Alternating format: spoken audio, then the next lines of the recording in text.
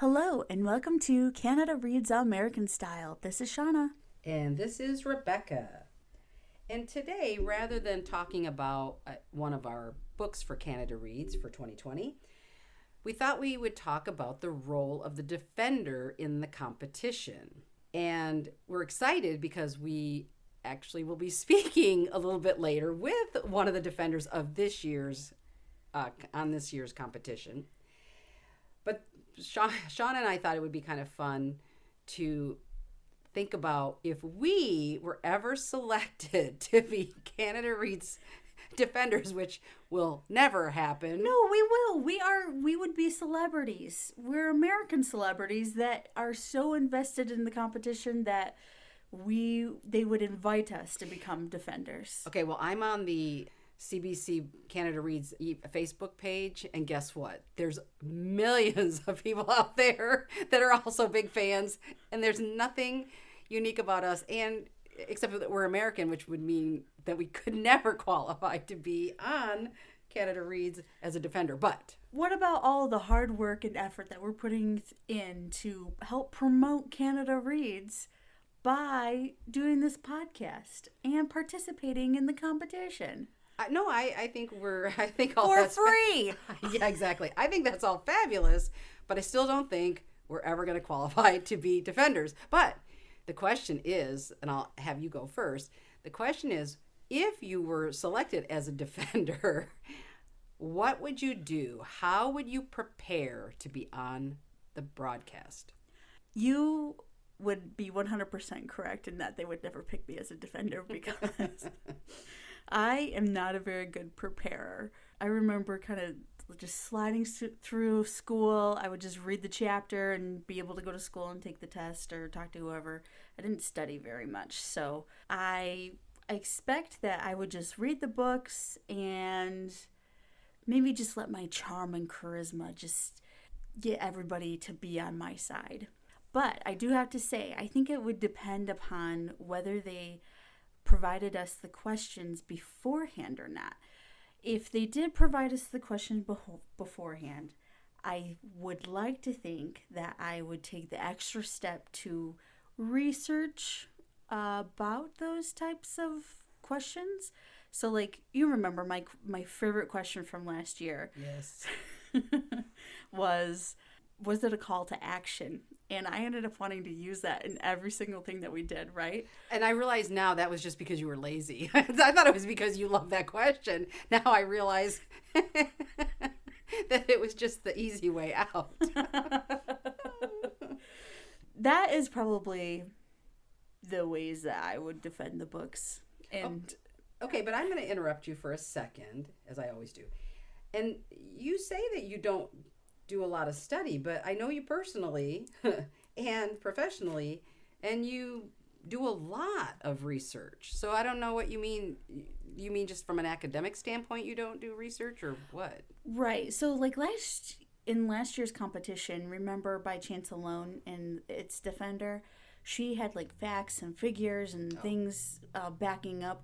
And I kind of feel like that's how you may handle it. So I can't wait to hear how you would actually defend the book. But if I knew the questions beforehand, that's what I would do research-wise, would be, 89% of Canadians have been influenced by me, Shauna, from Canada Reads American Style. Oh. All right, well. There's your statistic. I know, but... Oh, okay, well, I'm shocked. On one hand, I'm not shocked that you would put in no effort whatsoever, since you don't read Dust Jackets, or you don't know anything about the authors, you don't know the context of anything. So apparently, you would just carry over your process as a defender, and I'm afraid you will never be selected as a defender if that's your story. But hey. I just want to let people know that you can read and enjoy literature any way that you want, and this is a testament to how I may approach it. No, I agree with you. I think that's true. I think everybody brings something different. And again, on the CBC Facebook page, or the Canada Reads Facebook page, I should say, it is interesting. A lot of people are saying they're slow readers. Some people say I read all the books. Some of them say they have to own all the books. Some of them get all of them from their public library, which we love to hear. I like that.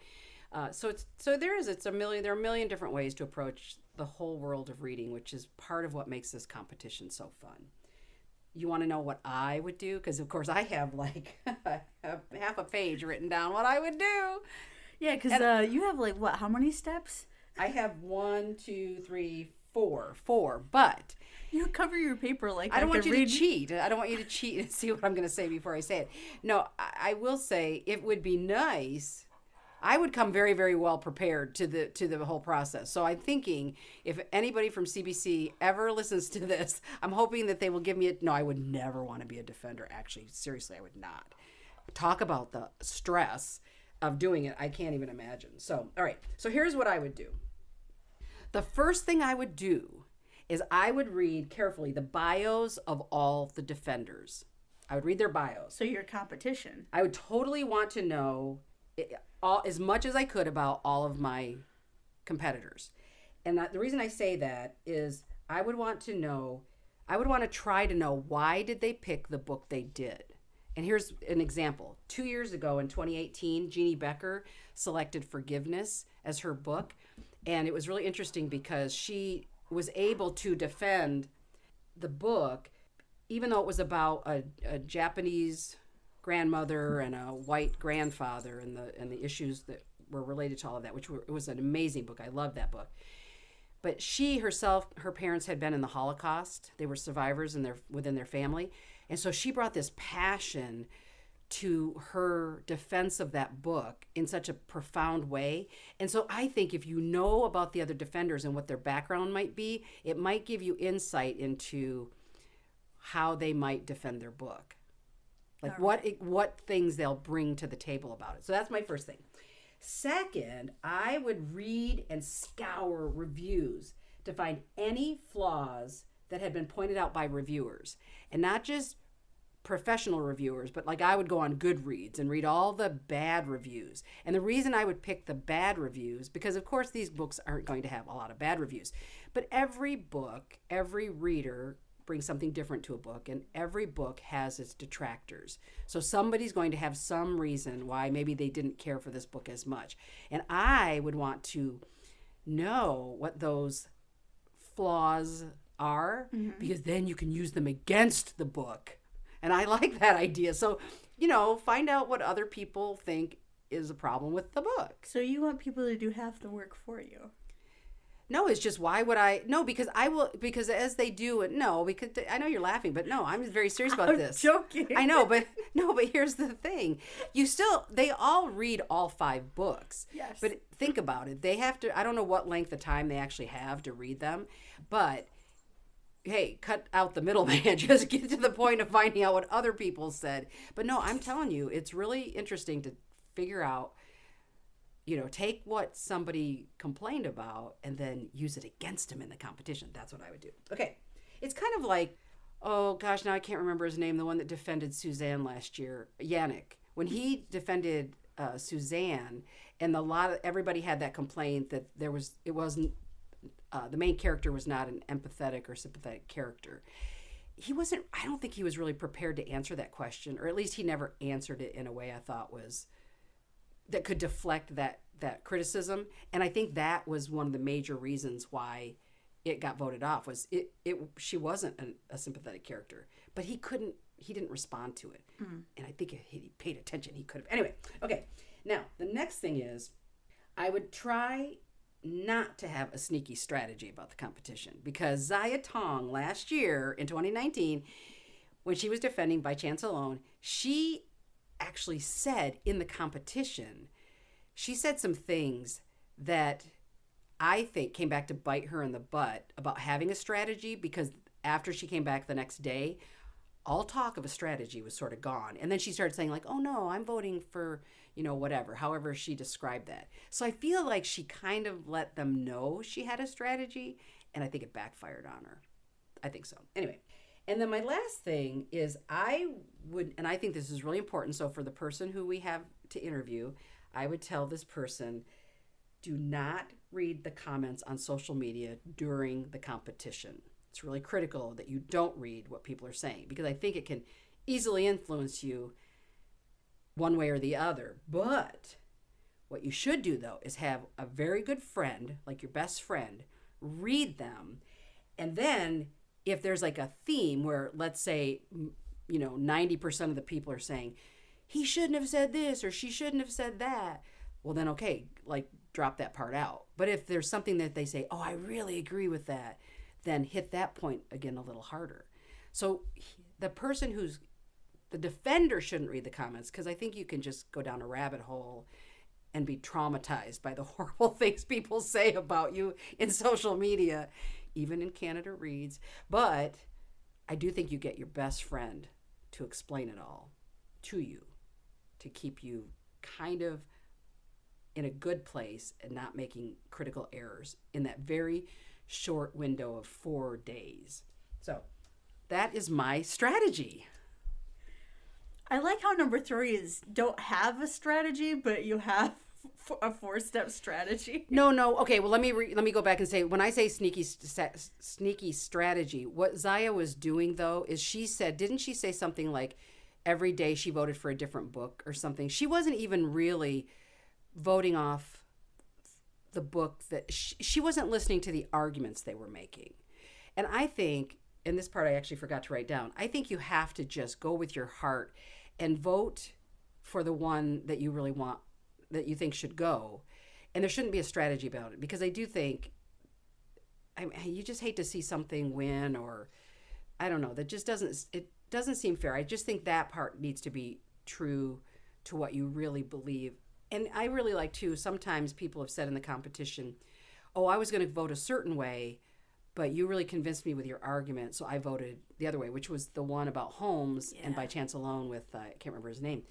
Yeah, he said that. He got influenced right at the end. And I think you have to be open to just not have a strategy about it, but be sincere about which one you think needs to be voted off.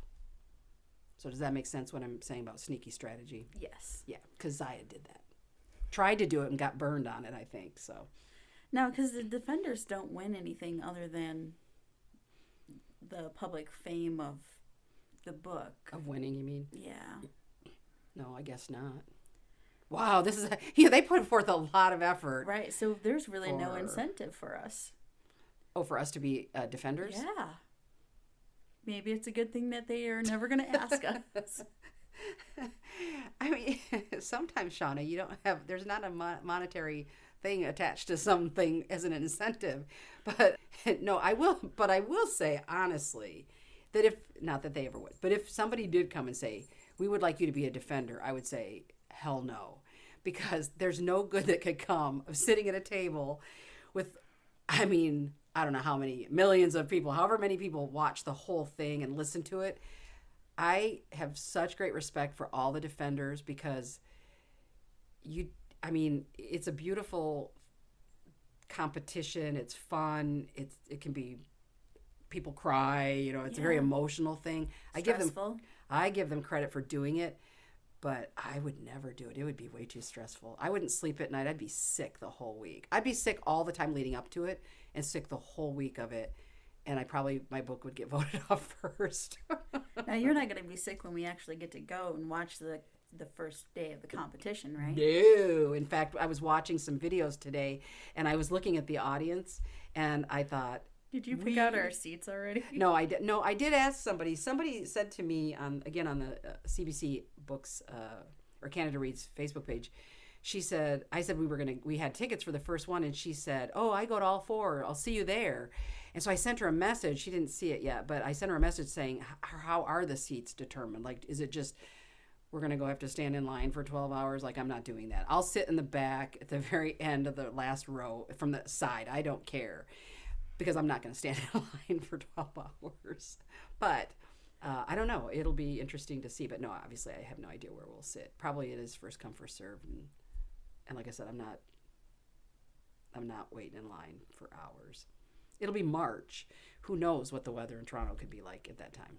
That's true. So we'll be the last ones in line. So anyway. So that's what I would do. That's my take on how I would handle it. What follows now is a very special interview that Shauna and I will be conducting with one of the defenders from the 2020 Canada Reads competition. Hi, Akil. Hey. Welcome to Canada Reads American Style. Rebecca will be asking you some questions today. All right. Hi, Akil. We want to welcome you. We're really excited to chat with you today because we've actually interviewed a number of authors of the books from Canada Reads, but we haven't talked to a defender, so we are really excited to talk to you today. Okay, I'm first. Yes, you are. So, our first question is, why do you think you were invited to participate as a defender, and why did you accept the challenge? Well, from what I understand, several members of the selection committee were huge Raptors fans, and I think last year brought a lot of light to what I was doing with them winning the championship. And I recently started sharing my reading journey and passion for books on my social media and Instagram. Just because, I think I've been able to make some serious strides in life because of some of the books that I've chosen to read. And I wanted to pass it on to some of the younger kids that I talk to and get to engage with through the Raptors brand to make sure that, they're doing that too. So, we still got some good leaders coming up in the city. And why did you accept the challenge? Because it isn't just going on and talking about what you like to read, it's actually a competition. So, why did you decide to do that part of it? Well, I think you hit the nail on the head with the word competition. I love competition. I'm all about it. I was fortunate enough that I really, really enjoyed the book that they suggested when they gave me the opportunity to vet the books. I thought it's a very timely book. It's a very important book. I loved the fact that he used 4 main characters. So for me, just the concept of the competition, and also I work in basketball. I've worked in basketball for the last 15 to 16 years, and it's an opportunity for me to engage with another part of the country and new people and have opportunities like this to get out there and have conversations and introduce different people to my life. Well, and that's one of the things we had a question about from the perspective of the defenders, which is at what time period was it that you actually selected Radicalized, and then how long do you have to read the 5 books? Because they announce it for us, at the end of January, and then we're all doing a mad scramble to read the books. But does that happen like few months beforehand for you, or how does that work?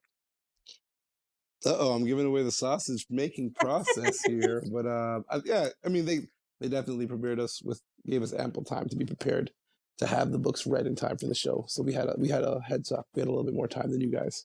And Shauna and I, we actually have read Radicalized was the first book we read, and we just want to say we loved it. I think we gave it each 4. Well, we do maple leaves, so we give maple leaves. So I think we each gave it 4 maple leaves out of 5. I think we did, but we loved it. We really loved the book. So we can't wait to watch you in the competition. And we'll be there the first day of the filming or the competition. We actually have tickets to be in Toronto to see it. So we can't wait to see that live. So make sure you say hi.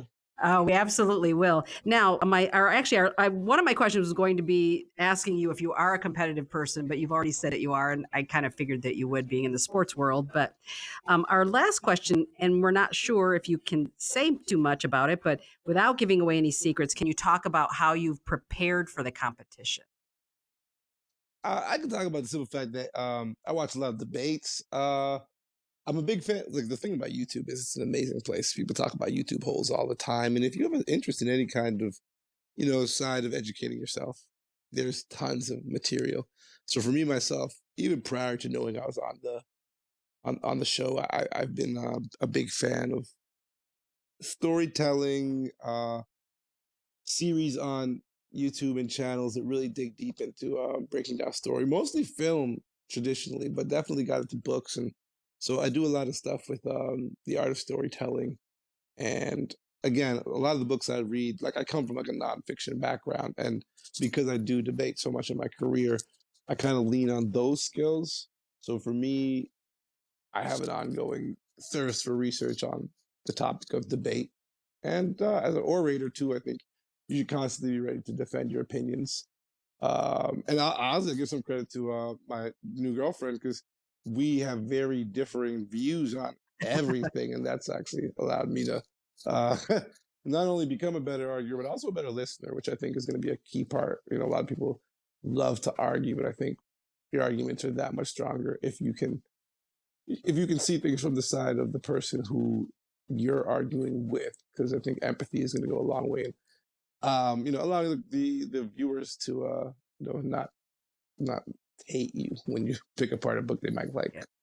Now, okay, so it sounds like you have so much experience in this realm anyway, but Not too much. Don't give away, don't tell people that. No, it's like, let's surprise them. No, but here's how you can answer this question, then really, go with this. But do you feel you'll be nervous? Because Shauna and I talked about what if we had ever been asked to be defenders, how we would feel about it and everything. And so I said I wouldn't do it because I would be too nervous. But do you think you'll be nervous or no?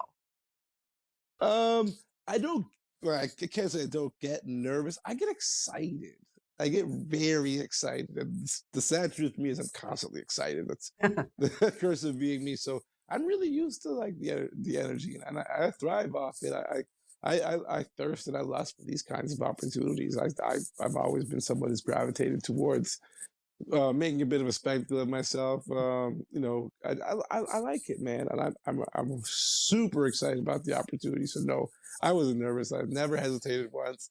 Yeah, no, I love to put on a show. Well, great. And then now we keep saying we're going to ask like one more question, but Shauna asked me to ask you. Take your time, man. Do your thing. I'm here for it. Awesome. Well, we just don't want to have you give away any of your secrets, of course. True. Shauna was curious about whether you had a favorite story from Radicalized of the 4 novellas, if you had one that was your favorite.